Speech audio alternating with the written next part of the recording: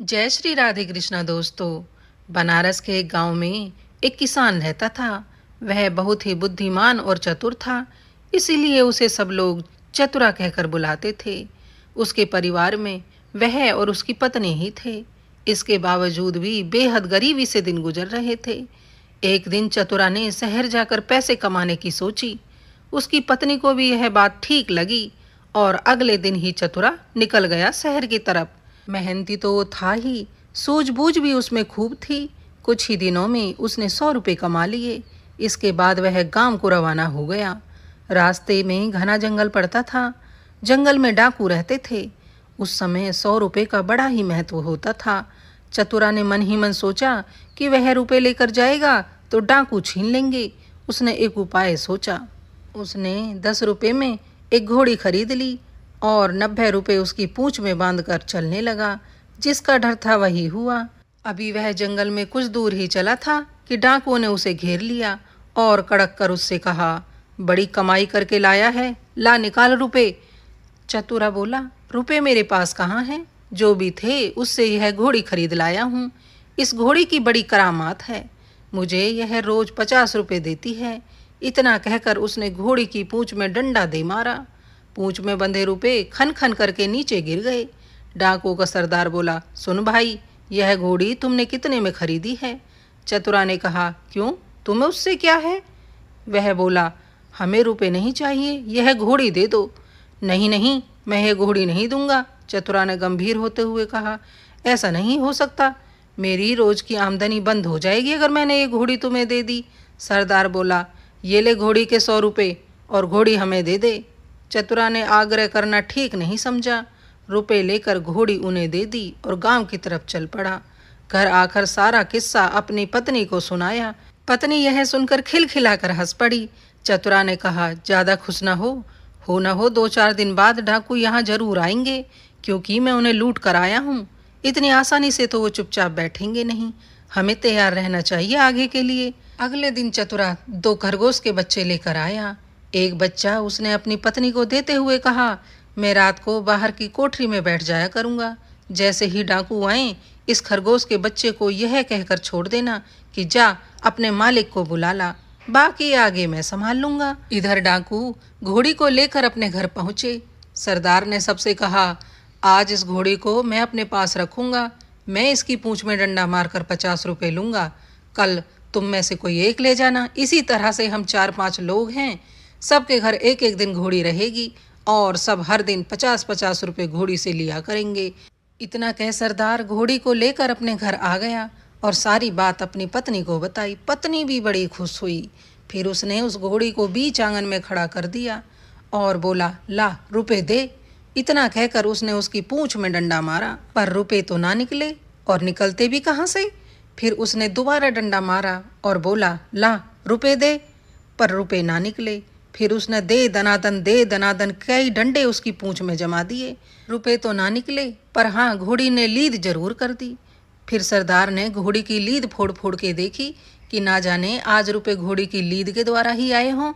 पर यह क्या, रुपए तो लीद में भी नहीं थे। सरदार समझ गया कि यह उस आदमी की बदमाशी है, वह हमें मूर्ख बना गया। पर उसने अपने साथियों से कुछ नहीं कहा। घोड़ी दूसरे के यहाँ गई, तीसरे के यहाँ गई। सबने उसकी खूब मरम्मत की, पर कोई भी उसकी पूंछ से रुपए न निकाल पाया। फिर जब वह घोड़ी 5वें आखिरी डाकू के पास गई तो उसने पिटते पिटते दम तोड़ दिया। तब जाकर भेद खुला। डाकुओं को बड़ा ही गुस्सा आया। सरदार ने कहा, अब उसे हम छोड़ेंगे नहीं। अपनी बेइज्जती का बदला उससे लेकर रहेंगे और देखना, उससे अब डबल कीमत वसूल करेंगे। ऐसा सोचकर वो एक दिन चतुरा के घर जा पहुंचे और दरवाजा खटखटाने लगे। चतुरा की घरवाली ने दरवाजा खोल दिया। सरदार ने पूछा, कहाँ है तेरा पति? स्त्री बोली, वह खेत पर गए हैं, आप लोग बैठे, मैं अभी बुला देती हूँ। इतना कहकर उसने खरगोश के बच्चे को हाथ में लेकर दरवाजे के बाहर छोड़ दिया और बोली, जा अपने मालिक को बुला ला। खरगोश जाकर खेतों में घुस गया। इधर थोड़ी देर बाद ही डाकुओं के सरदार ने देखा कि चतुरा खरगोश के बच्चे को हाथ में लिए चला आ रहा है। आते ही बोला, आप लोगों ने मुझे बुलाया है क्या? इसके पहुंचते ही मैं चला आया। डाकू इतने गुस्से में भरकर आए थे, पर खरगोश को देखते ही उनका गुस्सा काफुर हो गया। अब तो सरदार ने अचरज में भरकर पूछा, यह तुम्हारे पास पहुंचा कैसे? चतुरा बोला, यही तो इसकी तारीफ है। मैं 7वें आसमान पर भी बैठ जाऊं ना जाकर, तो यह मुझे वहां से भी बुला कर ले आएगा। सरदार ने कहा, चतुरा, यह खरगोश हमें दे दे। हम लोग इधर उधर घूमते रहते हैं और हमारी घरवाली परेशान रहती हैं। अगर यह खरगोश हमारे पास रहेगा तो वह हमें इसे भेजकर बुलवा लिया करेंगी। इतना कहकर सरदार मिन्नतें करने लगा चतुरा से। दूसरा डाकू भी बोला, तूने हमारे साथ धोखा किया है। रुपए ले लिए और ऐसी घोड़ी दे आया जिसने एक भी रुपया नहीं दिया और मर ऊपर से गई। जो हुआ सो हुआ, अब यह खरगोश दे दे। चतुरा ने बहुत मना किया, पर सरदार ने 100 रुपये निकाले और उसके हाथ पर रख दिए और बोला, ये ले 100 रुपये और अब से ये खरगोश हमारा हुआ। चतुरा ने रुपए ले लिए और खरगोश उन्हें दे दिया। डाकू चल दिए। चतुरा ने आगे के लिए फिर एक चाल सोची। उधर डाकू के सरदार ने खरगोश को ले जाकर अपनी स्त्री को दे दिया और उससे कहा, जब खाना तैयार हो जाए तो इसे भेज देना। और वह बाहर चला गया। दोस्तों के बीच बैठा रहा देखते देखते आधी रात हो गई, पर खरगोश ना आया। अब सरदार उठा और अपने घर गया। जाते ही अपनी पत्नी पर उबल पड़ा। उसकी पत्नी ने कहा, तुम तो नाहक ही नाराज होते हो। मैंने तो घंटों पहले ही खरगोश को भेज दिया था तुम्हें बुलाने के लिए। सरदार समझ गया कि यह चतुरा की नई शैतानी है। वे लोग तीसरे रोज रात को फिर चतुरा के घर पहुंच गए। गुस्से में आग बबूला होते हुए डाकुओं ने चतुरा को खूब खरी खोटी सुनाई और अपने पैसों की मांग की। बोले, चतुरा, अगर हमारे रुपए नहीं लौटाए तो तुझे जान से मार देंगे। परेशान होता हुआ चतुरा अपनी पत्नी से बोला, जा इनके रुपए लाकर इनको दे दे। उसकी पत्नी बोली, मैं नहीं दूंगी रुपए। घर आए हुए रुपए कोई इस तरह से थोड़ी ना देता है। चतुरा अपनी पत्नी पर गरजा और कुल्हाड़ी उठाकर उसने अपनी पत्नी पर वार कर दिया। पत्नी लहूलुहान होकर धरती पर गिर पड़ी और उसकी आंखें मूंदती चली गई। डाकू दंग रह गए। उन्होंने कहा, अरे चतुरा, यह तूने क्या कर दिया? अपनी पत्नी को मार डाला। चतुरा बोला, तुम लोग चिंता ना करो, यह तो हम लोगों की रोज की बात है। मैं अभी इसे जिंदा किए देता हूँ। इतना कहकर चतुरा घर के अंदर गया और वहां से एक सारंगी उठा लाया। जैसे ही उसने सारंगी बजाई, उसकी पत्नी हंसती हुई उठ खड़ी हुई। असल में चतुरा ने उसे पहले ही सिखा रखा था और खून दिखाने के लिए वैसा रंग तैयार भी कर लिया था। नाटक को असली समझकर डाकुओं का सरदार चकित रह गया। उसने कहा, चतुरा भैया, यह सारंगी तू हमें दे दे। सारंगी का चमत्कार देखकर डाकू पिछले सारे धोखे भूल गए और सारंगी लेने की जिद करने लगे। चतुरा ने कहा, ना भैया, यह सारंगी मैं तुम्हें ना दूंगा। तुमने मेरा पहले खरगोश गुम कर दिया, उससे पहले मेरी घोड़ी मार दी। भला यह सारंगी मैं तुम्हें कैसे दे सकता हूँ?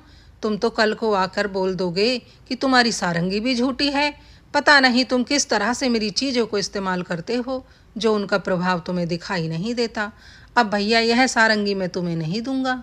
पर डाकू बड़ी ही मनुहार करते हुए कहने लगे, अरे चतुरा भैया, गुस्सा थूक भी दो। पहले की चीज़ों के लिए हम तुमसे माफ़ी मांगते हैं, पर यह सारंगी तुम हमें दे दो। अब चतुरा ने बुरा सा मुंह बनाते हुए बड़े दुख के साथ सारंगी उन्हें दे दी और 100 रुपये उनसे ले लिए। सरदार ने घर जाकर अपनी पत्नी को फटकारा। पत्नी को फटकार लगते ही पत्नी भी लड़ाई करने लगी।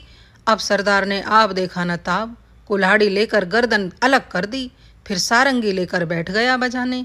बजाते बजाते सारंगी के तार टूट गए, लेकिन उसकी पत्नी खड़ी न हुई। उसने आंखें ही न खोली। सरदार अपनी मूर्खता पर सिर धुनकर पछताने लगा, पर अपनी बेवकूफ़ी की बात उसने किसी को नहीं बताई कि मेरी मरी तो सबकी मरनी चाहिए। अब एक एक करके सभी साथियों की पत्नियों के सर कट गए। भेद खुला तो डाकुओं का पारा आसमान पर चढ़ गया। वे फौरन चतुरा के घर पहुंचे।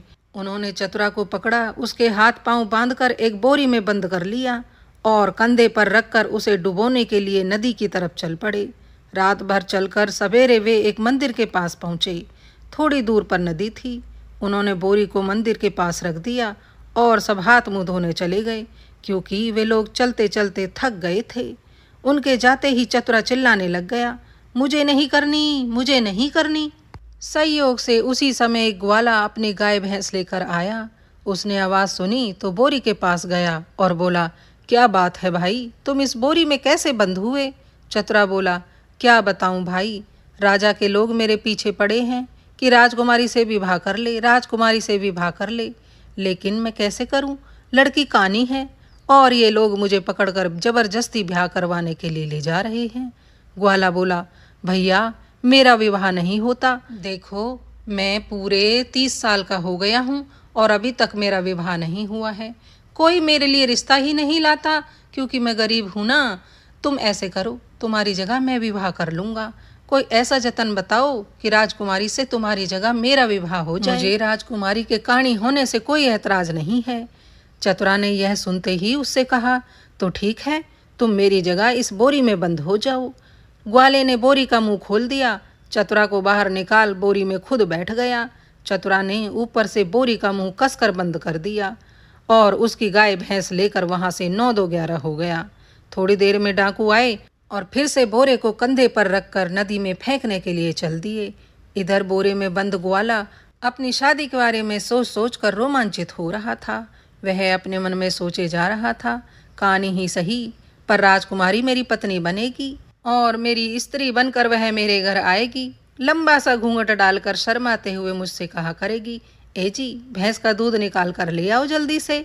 मैं बड़ी जल्दी उठकर भैंस का दूध निकाल कर लाया करूँगा।